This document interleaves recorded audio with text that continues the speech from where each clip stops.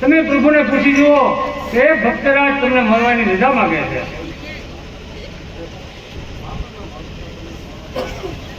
અરે તેમને ખુશીથી આવવા દો. એ તો એક મારો લાડીલો અને પ્રેમી ભક્ત છે. બહુ સારું. અરે પ્રભુને પ્રણામ. અરે આપણે તો કાળા માથાના માનવી કહેવાય. આપણને સુખ અને દુઃખ બે આવે. આ તો ત્રિલોકનો નાથ, લક્ષ્મીજીનો પતિ, એને એવા શું દુઃખ પડ્યા છે. લલાટે પાટા બાંધ્યા છે અને રુધિરની ધારા વહી જાય છે. તો લાવ જરા પૂછી દો. આજે લલાટે પાટાને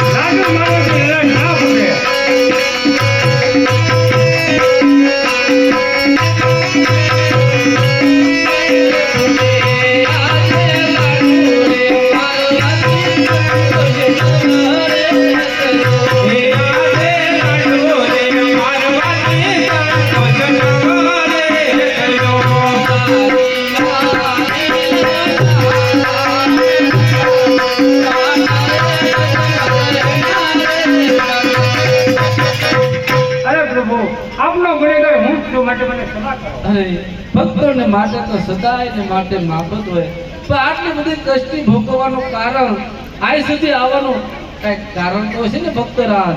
અરે પ્રભુ, આપ તો દરેકના મનની વાત જાણો છો, છતાં તમે મને પૂછો છો કે કષ્ટી શા માટે ભોગવવી પડે. હા પ્રભુ, હું એક સ્વાર્થ અને પરમાર્થ માટે ભટકું છું. હા ભક્તરાજ, તો તમારું સવાલ જ શું છે તે મને કહો. હા પ્રભુ, મારું સ્વાર્થ શું છે હું કહું અને તમે સાંભળો. આજે અજો મળતો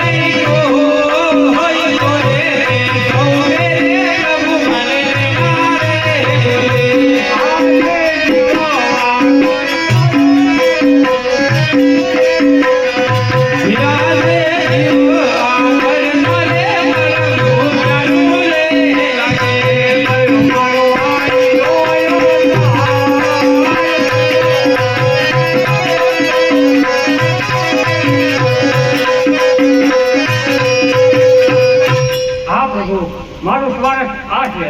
હા ભક્તરાજ, તો હવે તમારું પરમાર્થ શું છે તે મને કહો. હા પ્રભુ, મારું પરમાર્થ છે કે કોકરણગઢથી 12 ગામ સુધી રહેબા નામનો રાક્ષસ મનુષ્ય કે પંખે રહેવા દેતો નથી. મુસલમાન હિન્દુ પાસે કબર પૂજા કરાવે છે. ધર્મ ભ્રષ્ટ થઈ ગયો પ્રભુ, એનો કાંઈક ઈલાજ કરો. હા ભક્તરાજ, હું તમને જે કાંઈ ચીજ વસ્તુ આપું છું તેને આપ વિના સંકોચે 9 માસ સેવા પૂજા કરજો. તમારા ઘરે પુત્રનો જન્મ થશે અને તમારું વાંચ્યા મેઉટ હશે. એ આજે અમારા ડાલીનું એ આજે અમારા ડાલીનું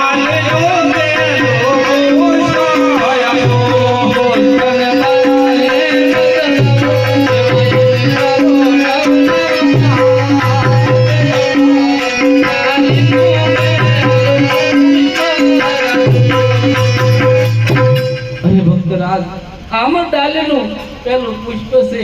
આ પુષ્પ તમે પારણે પધરાવી 9 માસ સેવા પૂજા કરજો. તમારા ઘરે પુત્રનો જન્મ થશે અને તમારું વાંજ્યા મેઉટ હશે અને મારથી મોટા અવતારી બળદેવ આપના ઘરે અવતાર ધારણ કરશે. અરે ભક્તરાજ, આવું શા માટે ફરી ગયા? અરે પ્રભુ, હું આ પુત્રીને આજે એકદમ સુધી નથી આવ્યો. મારે તો પુત્ર કેવો જ હોય કે આખી દુનિયાની અંદર સુંદરને મહેરબાનો સહાય કરે અને તમ જેવા પુત્રીને અરે નહીં ભક્તરાજ, મારી જેવો તો પુત્ર આ દુનિયાની મારી પાસે ક્યાંય નથી. પણ હું કહું અને તમે સાંભળો. એ આજે અમારા ડાલીનું એ આજે અમારા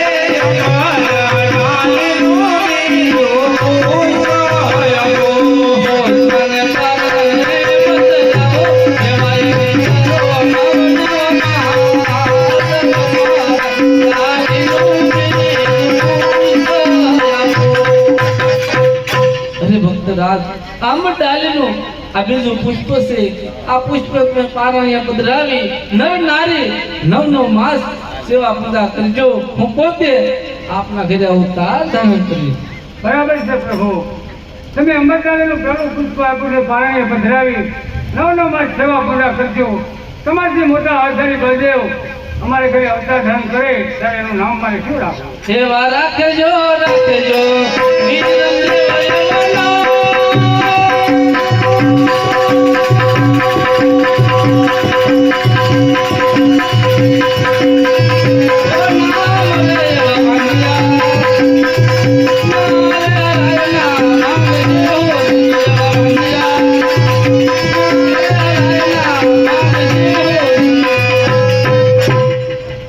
રાજા અમર ડાલીનું જે પહેલું પુષ્પ આપ્યું છે, મારથી મોટા અવતારી બળદેવ એ આપના ઘરે અવતાર ધારણ કરે. એનું નામ તમે વિરમદેવ રાખજો. બરાબર છે પ્રભુ, અમરદારીનું બીજું પુષ્પ આપ્યું છે. પારણે પધરાવી 9 માસ સેવા પૂજા કરજો. તમે પોતે મારે ઘરે અવતાર ધારણ કરો ત્યારે તમારું નામ મારે શું રાખવું? એવા રાખજો રાખજો રામદેવનો.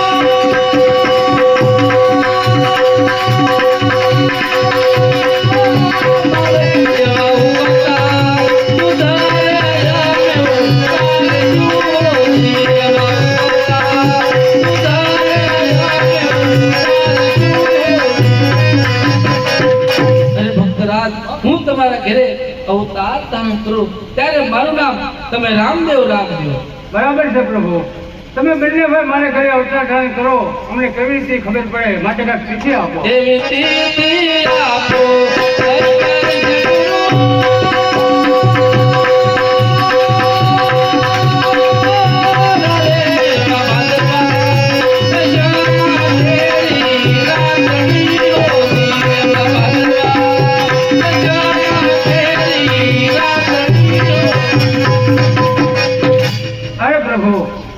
ભાદરવા દર્શન તો દર વર્ષે આવે માટે કંઈક ચાલ આપો. એ વિસાવત સોને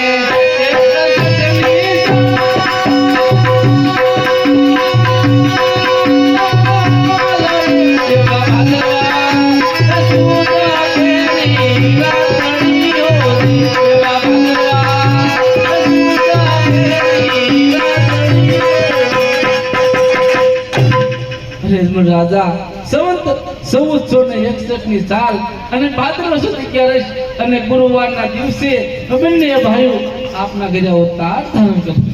બરાબર છે પ્રભુ. તમે બંને ભાઈ મારા ઘરે અવતાર ધારણ કરો, અમને ખબર કેવી રીતે પડે, માટે કાંઈક નિશાની આપો. એવી કુમા પગલે પડશે મેલની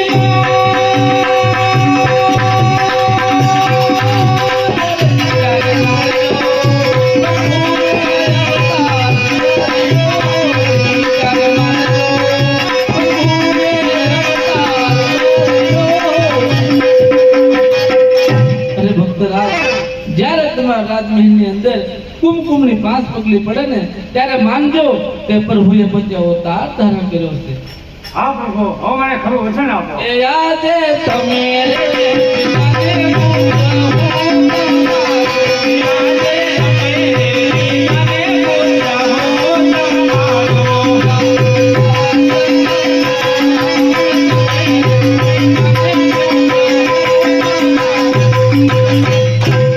રાજા, આ મારું ખરું વચન છે. હા, આ રતન કટોરો છે એ માતા મીનવદેવ માટે, વીર ગેડીઓ વીરા વિરમદેવ માટે અને અભયંશો છે તમારા માટે. અરે ભક્તરાજ, હવે તમારી કાંઈ પણ ઈચ્છા હોય તો કહો. હા પ્રભુ, અનેક ભક્ત તમારા થઈ ગયા. સુદામાના તાંદુળ જમ્યા હતા, વિદુતીની ભાજી જમ્યા હતા, નરસિંહ મહેતાને રાસલીલા બતાવી. તો પ્રભુ, મારે પણ રાસલીલા જોઈ. અરે હા ભક્તરાજ, હા ગરુડજી, તમે યમુના કિનારે જાઓ અને 100 ગોપીઓના બોલાવી લાવો અને ભક્તરાજને રાસલીલા બતાડો. ભલે કાંઈ વાંધો નહીં, આવી ગયું ને ઠેરથી ભગવાન આવ્યા નથી.